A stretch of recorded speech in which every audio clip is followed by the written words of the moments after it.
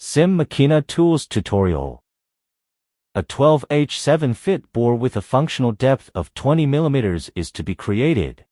The functional depth refers to the cylindrical section with a diameter of 12H7. Open the drilling depths window. Select Reaming mode. Enter the data, a 12 mm diameter and a 20 mm usable depth. We are using a twist drill with a 118-degree tip angle. Enter this value in the tip angle field.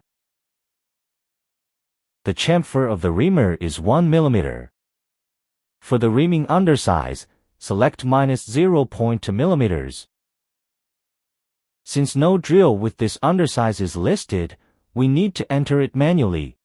To do this, select Custom for the drill diameter and input 11.8 mm in the field.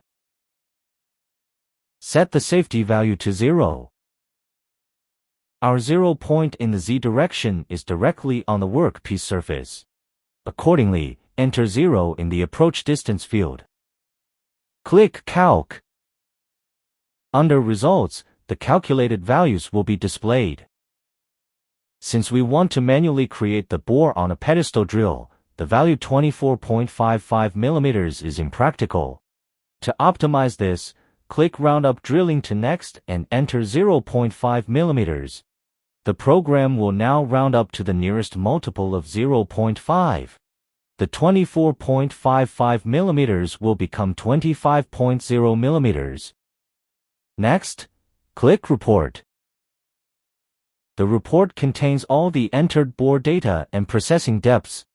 To start machining directly, print out the report and take it to the machine.